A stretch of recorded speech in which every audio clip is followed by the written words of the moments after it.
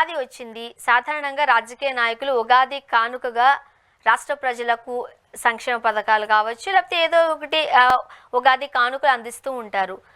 Last year ఇదే ఉగాది సమయానికి వాలంటీర్స్కి 5,000కి మేము 10,000 చేస్తాము అని అంటూ చంద్రబాబు నాయుడు గారు ఒక కానుక, ఒక ప్రసాదం కింద పెట్టారు.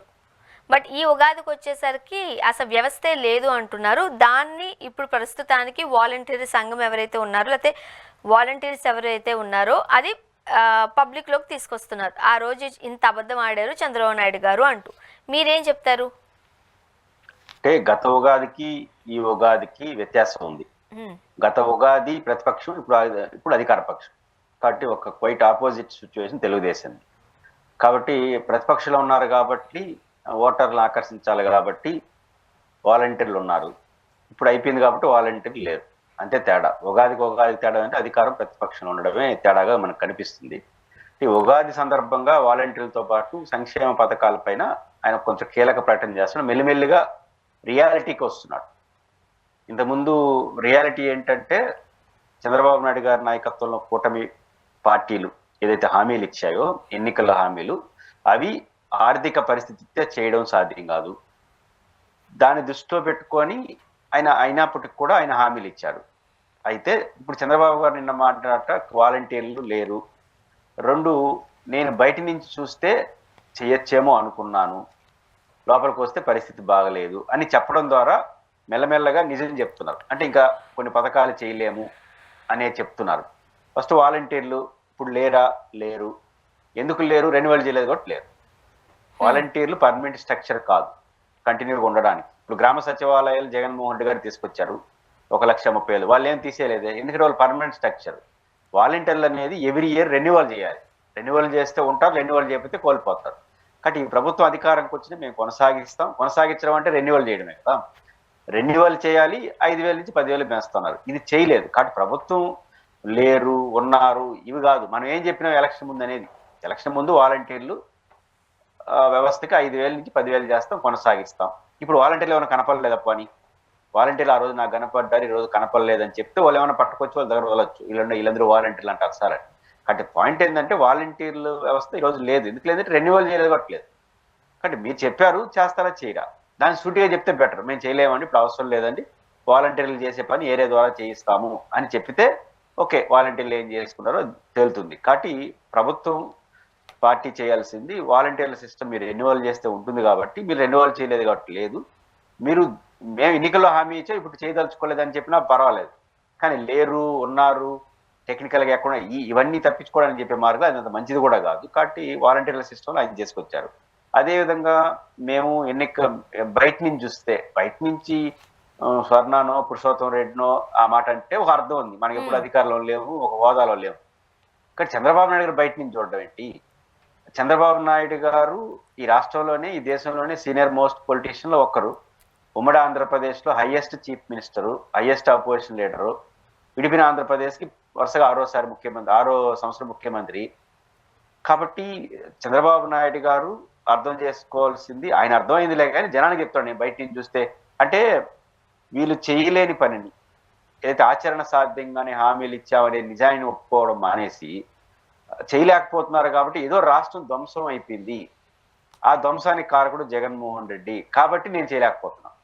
చేసిన దాని వరకు అది నా గొప్పతనం. కొన్ని చేశారుగా. ఇప్పుడు పెన్షన్స్ ఉన్నాయి, పెన్షన్స్ రావడం 4,000 పెంచారు. ఏ ప్రభుత్వానికైనా రావడం 4,000 పెన్షన్ పెంచడం అనేది ఎక్కడి నుంచి వచ్చాయి డబ్బులు? ఆ ఒక వారంలో అయినా సంపద సృష్టించారా? అప్పుడు ఆ పెన్షన్ 4,000 పెరగడానికి కూడా జగనే కారణం చెప్పొచ్చుగా. 3,000 నింది 3,000 ఆయనే చెప్పాడు, దాన్ని నేను 4,000 చేసిన కారణం జగనే అని చెప్తే దీనికి కూడా ఆయనే కారణం చెప్పచ్చు. పెంచిందేమో మన ఖాతా, పెంచిందేమో ఆయన ఖాతా అంటే అది కుదరదు. రెండో విషయం, ఒకటి ఆయన సీనియర్ పొలిటీషియన్, ఆయనకి తెలుసు. నెంబర్ 1, నేను దూరం నుంచి చూశానంటే అది కుదరదు. రెండో విషయం, ఎలక్షన్లో పెద్ద చర్చ నడిచింది కదా. జగన్మోహన్ రెడ్డి గారు ఆయన మేనిఫెస్టో ఇసిరాడ బారేసి, ఆయన మేనిఫెస్టోనేమో ప్రెస్ మీట్ పెట్టి చెప్పేసినాడు, వదిలేసినాడు ఆయన సొంత మేనిఫెస్టో. ఈయన మేనిఫెస్టోతో దిగినాడు, చంద్రబాబు నాయుడు గారు హామీలు ఇస్తున్నాడు, ఇవన్నీ సాధ్యం కాదని పాయింట్ టు పాయింట్ ఊరంతా తిరిగినాడు జగన్. అదేవిధంగా మీరు కూడా ఊరంతా తిరిగినారు. జగన్కి ఏం తెలియదు, పిల్లోడు, ఒక అనుభవం, నాకు చాలా అనుభవం ఉంది, ఏదేదో మాట్లాడుతున్నాడు, నేను చేస్తానన్నాడు.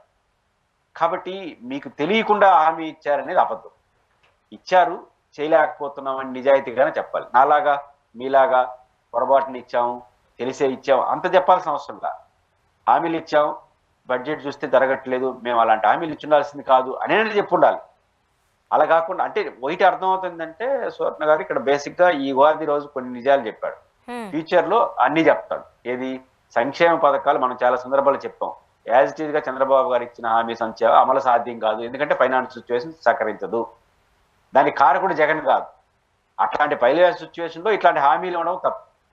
కాబట్టి అది సాధ్యం కాదని తెలుసు. ఇప్పుడు ఒకటి చెప్పుకుంటా వస్తారు. కాకపోతే జగన్మోహన్ దానికి కారణం అంటారు, దాన్ని జనం నమ్మరు. ఎప్పుడు నమ్ముతారంటే రియలిటిక్ గా నేను ఆ రోజు అట్లాంటి హామీలు ఇవ్వాల్సింది కాదు అని అన్నా చెప్పాలి కనీసం. అలా కాకుండా నాకు తెలియదు, దూరం నుంచి చూశారంటే అనుభవరీత్యా మీకు తెలియదు అంటే ఒప్పుకోరు. రెండోది జగన్మోహన్ రెడ్డి ఊరు వాడ తిరిగి చెప్పినాడు ఆయన ఆచరణ సాధ్యం కాదు హామీని. 5 సంవత్సరాలు ముఖ్యమంత్రి కూడా ఆచరణ సాధ్యం కాదంటే 15 సంవత్సరాలు ముఖ్యమంత్రి సాధ్యం అని మీరు చెప్తే ఇంకా తెలియకుండా హామీ ఇచ్చారంటే అది ఎట్లా అర్థం. కాబట్టి వైటి నిజం ఆయన ఒక్కొక్కటి నిజాలు చెప్పుకుంటూ వస్తున్నాడు. భవిష్యత్తులో మరిన్ని నిజాలు చెప్తారు. సాధారణంగా ఈ పరిపాలన విషయానికి వచ్చేసరికి డైవర్షన్ పాలిటిక్స్ చూస్తూ ఉంటాం, విభజించు పాలించు లాంటి పద్ధతులు.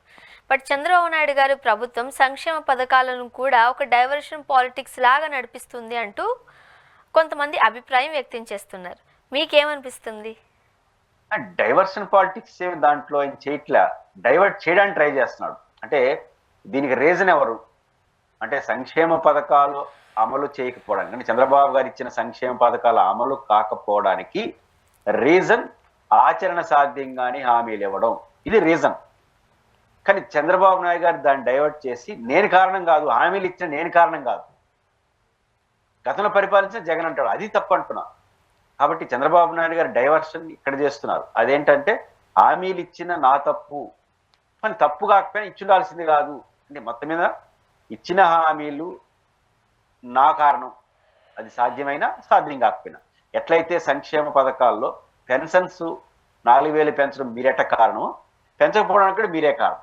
పెంచిన దానికి మీరే కారణం, పెంచిన దానికి నేను కారణం, పెంచకపోవడానికి జగన్ కారణం అంటే జనం నమ్మరు. కాబట్టి చంద్రబాబు గారు డైవర్ట్ చేస్తున్నది ఏంటంటే నెపం వేరే వాళ్ళు నెట్టేస్తున్నాడు. తాను ఇచ్చిన హామీలు ఎక్కువ ఆచరణ కన్నా బడ్జెట్ కన్నా అనేది చెప్పడం కాకుండా డైవర్ట్ చేసేసి ఈక్కోవడానికి జగన్ కారణం అంటాడు. దాన్ని జనం నమ్మరు అంటాను నేను.